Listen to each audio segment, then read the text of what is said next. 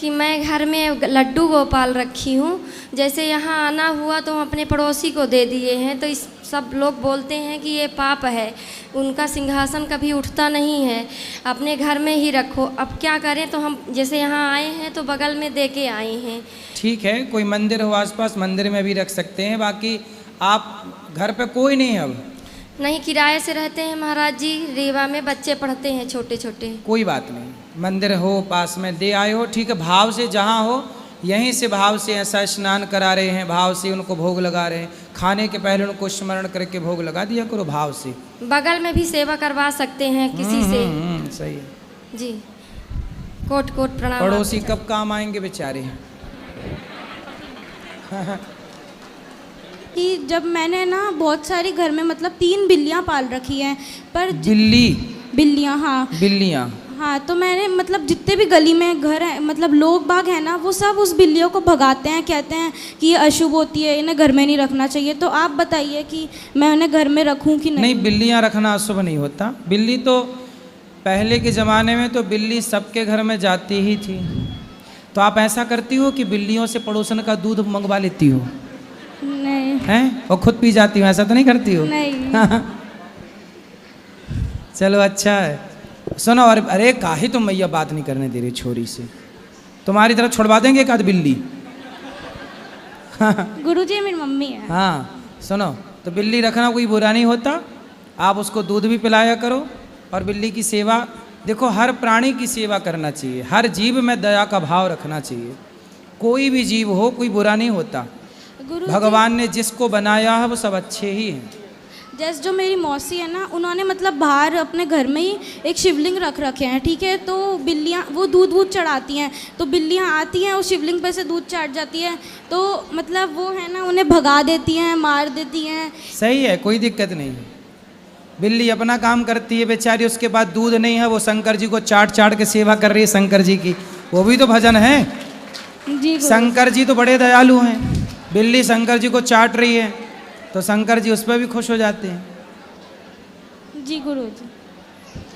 गुरुजी, मेरा ये प्रश्न है कि मेरा मन एक जगह एकाग्र नहीं होता, कभी मेरा क्रिकेट खेलने में मन लग जाता है, कभी म्यूजिक में, तो कभी पढ़ाई में, तो मैं करूँ तो करूँ क्या? पढ़ाई करो और बीच में समय मिले तो क्रिकेट खेल लिया करो। मैं पढ़ता हूँ 2 घंटा लगातार पढ़ता हूँ, तो मेरी माँ कहती हैं कि 2 घंटा पढ़े मतलब 10 मिनट पढ़े, और खेलने ना जाया करो, दिन भर पढ़ते रहा करो। कौन मैया पागल हो गई है फिर आपकी? पागल हो और गई अगर है। मैं 15 मिनट भी मोबाइल देखता हूँ तो भी मुझे डांटती हैं। तो मोबाइल तो ना देखो बेटा, मोबाइल से अच्छा आप खेलो, मोबाइल ना देखो। मोबाइल पर देखने जैसा कुछ भी नहीं है, ये समझो। और मैं अगर 15 मिनट मोबाइल देखता, मेरा एक छोटा भाई है, वो आधे घंटा मोबाइल देखता है, उन्हें कुछ नहीं कहती हैं ये। कौन छोटा भाई? हाँ। मैयाओं को छोटा बेटा ज़्यादा लाडला होता है ना। सुनो, आपको 8 घंटा पढ़ाई करना चाहिए, 8 घंटा सोना चाहिए और 8 घंटा खेलना चाहिए।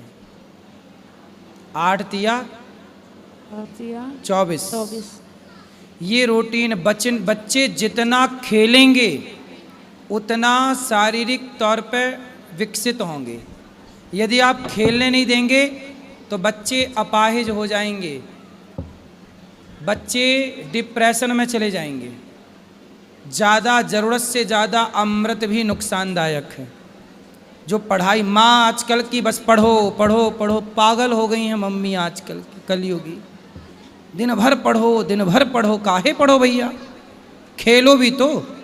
खेलना बहुत ज़रूरी है, नहीं खेलेंगे बच्चे डिप्रेशन में चले जाएंगे, पागल जैसा व्यवहार करने लग जाएंगे। मोबाइल बिल्कुल ना चलाओ, पर खेल कूद जितना उछल कूद करेंगे बच्चे। आपको पता है जंप लगाने से मस्तिष्क विकसित होता, पता है आपको ये बात? जंप, रस्सी कूदना, रस्सी कूदने से याददाश्त बढ़ती है। अब ये तुम्हारी मम्मी को समझाए कौन? इसलिए पढ़ाई ज़रूरी है। और क्या ज़रूरी है बेटा? पढ़ाई। पढ़ाई ज़रूरी है, पर साथ में क्या ज़रूरी है? खेलना। पर मोबाइल कहीं ज़रूरी नहीं है। तो मोबाइल से क्या करोगे? दूरी। और खेलोगे, रस्सी कूदोगे, खेलोगे, पकड़म पाई खेलोगे, सब खेलो, दौड़ भाग का सारा खेल खेलो। लेकिन पढ़ाई बहुत ज़रूरी है, खेल उतना ही ज़रूरी है, और मोबाइल एक भी ज़रूरी नहीं। आपको दुनिया की कोई जानकारी नहीं चाहिए, आपको केवल पढ़ाई। और गुरुजी मेरा एक और प्रश्न है। मेरे जो कोचिंग टीचर हैं, मैं उनसे कहता हूँ मुझे ये पढ़ना है, तो वो कहते तुम क्या करोगे पढ़ के, तुम्हारे मतलब तुम कुछ बन पाओगे ही नहीं, बिजनेस ही करना है तुम्हें तो पढ़ो ही मत। कौन बोला? मेरे कोचिंग वाले टीचर ऐसा बोलते हैं। तो कोचिंग वाले टीचर से बोलना कि आप हमें पढ़ा रहे हैं कि आप हमें बिगाड़ रहे हैं। भाई आप हमें ये देखो, कोई भी पहले तो ये सुनो कि जो कह दे किसी बच्चे से कि तुम ये नहीं कर सकते, ऐसे आदमी से दूर रहो। जो व्यक्ति कहे कि तुम ये नहीं कर सकते, वो सबसे बुरा व्यक्ति है। ऐसा व्यक्ति चाहे तुम्हारा बाप हो, चाहे तुम्हारी माँ हो, जो कहे कि बेटा तुम ये कर ही नहीं सकते, वो हमारा सबसे बड़ा दुश्मन है। हमारा दोस्त वो है जो हमें मोटिवेट करे कि नहीं बेटा तुम कर सकते हो, तुम आगे बढ़ो, हम तुम्हारे साथ हैं, तुम कर सकते हो। जब आप हौसला देंगे तो ना करेगा, आप करने के पहले डरा देंगे तो कैसे करेगा? आजकल समाज में ऐसे लोग ज़्यादा जो कहते तुम ये नहीं कर पाओगे, तुम ये मत करो, तुमसे होगा ही नहीं। क्यों नहीं होगा? जो नहीं होगा उसी कठिन काम को करना चाहिए, और ऐसा टीचर नहीं चाहिए जो आपसे कहे कि तुम ये नहीं कर पाओगे। ऐसा टीचर चाहिए जो कहे कि बेटा हम तुम्हारे साथ हैं, कर पाओगे, तुम आगे बढ़ो, हम तुम्हारे साथ। गुरुजी वो इस मेरे क्लास टीचर हैं, इसलिए वो माँ उनसे कोचिंग पढ़ाती, वरना वो मुझे साल छुड़वा देती। वो उनका गुस्सा इतना है कि वो फेल कर देंगे मुझे, अगर मैं उनसे कोचिंग पढ़ना छोड़ दूंगा तो। क्या कर देंगे? फेल कर देंगे मुझे कोचिंग में, क्योंकि वो अगर उनसे कोचिंग पढ़ना छोड़ दूंगा, क्योंकि वो मुझसे पहले ही धमकी दे के रखे हैं कि मैं तुम्हें इस क्लास में फेल कर दूंगा। तो वो टीचर हैं कि ब्लैकमेलर हैं? ब्लैकमेल ही करते हैं वो मुझे, कहते हैं जो भी करोगे मेरी मर्जी से करोगे, वरना कुछ नहीं करोगे। अरे तब तो ऐसे लोगों को तुरंत छोड़ना चाहिए। ये समाज के भक्षक हैं, रक्षक नहीं है। कलंक है ये शिक्षक के नाम पर। बताओ, बच्चे को फंसा रखा है, फेल कर दूंगा। वाह, तेरे बाप का काम चल रहा है कि फेल कर देगा। भाई हम में काबिलियत होगी तो क्या फेल करेगा? ऐसे लोगों को ना बेटा उल्टा लटका के मिर्ची का धुआं देने की ज़रूरत है। ऐसे लोगों को ही मिर्ची का धुआं चाहिए। स्कूल में सारे टीचर मुझे बोलते तुम अच्छा कर लोगे, लेकिन वही एक ही टीचर है जो मुझे कहते हैं तुम कुछ नहीं कर पाओगे। उनसे दूर रहो। ठीक।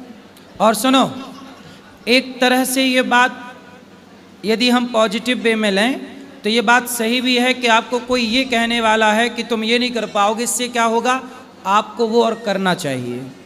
एक पक्ष ये भी है, इसलिए हम ये ना कहें, आप ये ना कहो कि वो बुरा है। हाँ, जहाँ बुराई हो उसे ठीक किया जाए। रोज़ रोज़ यदि कहता है एक व्यक्ति, ऐसा है कि जो कर्ण का रथ चला रहे थे, कर्ण का रथ चला रहे थे उस महाभारत में, तो भगवान ने ही उनको बोला था कि तुम जाओ कर्ण के सारथी बन जाओ, और बार बार तुम एक ही बात कहना, कर्ण तुम ना कर पाओगे। पूरे महाभारत में कर्ण के सारथी ने कर्ण का मनोबल तोड़ता रहा, तोड़ता, तुम नहीं कर पाओगे कर्ण, तुम अर्जुन से जीत ही नहीं सकते। उस सारथी ने इतना मनोबल तोड़ा कि कर्ण सचमुच हार गए। मनोबल तोड़ने वाला सबसे बड़ा शत्रु है और मनोबल बढ़ाने वाला सबसे बड़ा दोस्त है। इसलिए कोई भी बच्चा, आप किसी का भी मनोबल मत तोड़िए। यदि मनोबल टूट गया तो फिर वो खत्म ही हो गया, आउट हो गया। सही है? चलो पढ़ाई करो मन लगा के, और साइड करो ऐसे एक और लोगों। प्रश्न गुरुजी, अभी मान लो पूछ रहे थे कि पहले राधा जी कृष्ण को मिले या कृष्ण जी पहले राधा को मिले? पहले राधा जी को कृष्ण मिले, फिर कृष्ण को राधा मिली।